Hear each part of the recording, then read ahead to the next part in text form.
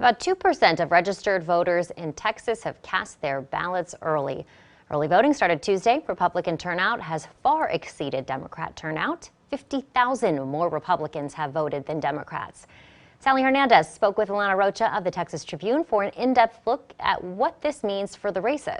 All right, Alana, with important and undecided races on the Democratic ticket, does it make sense that the turnout for voters has been low? Well, we're still really early to know that, but more it's just kind of seeing who is going to, or to the extent at which, the 6 candidates we saw on stage this week will establish ground game here in Texas. Obviously, it's an expensive state to run in with a lot of media markets, but it's also one of 14 states voting on Super Tuesday. And a lot of delegates up for grabs here in Texas alone. 261 is nothing to sneeze at. It's actually more than the early states combined.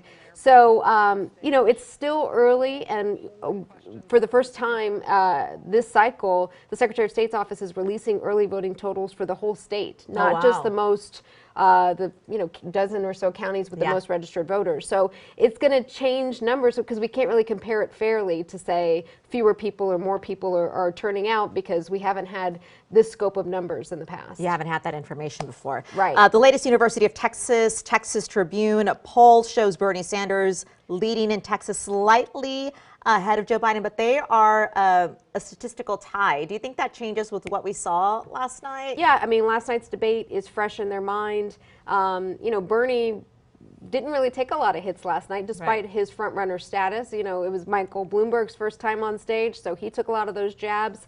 We'll see. Biden is investing here because his argument is that he can do well in states that are more diverse. So we'll see. We see a lot of ads for Bloomberg as well. Do you think that he will do well in Texas after what we saw last night? Some would argue that he wasn't as prepared as he needed to be. No, and I think the reason he's been surging in polls is because he hasn't been challenged. Everything people know about him are messages he's put out in kind of rose-colored ads, like they all do, put out there. So, yeah, I don't think last night did him any favors. Another poll that has been out, we talked about it in our Catalyst project, had to do with more than 30 mass shootings that we've researched here in Texas, a high number of mass profile shootings.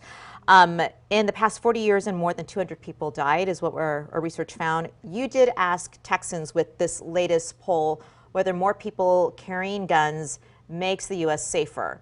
It's a big question. Yeah, and overall, 37% of those registered voters we polled said that they do. More guns would make them feel safer, make us a safer country. But then if you drill down on those numbers and look at men versus women, more men than women feel that way. If you look at Republicans and Democrats, 72% they said they feel less safe with more guns versus about 67% of Republicans who said they feel more safe. Big disparity when it comes to, racial lines. 47% of those respondents who identified as white said they would feel safer with more guns versus 10% of those who identified as black. Wow. Alana, thank you so much. Thank you.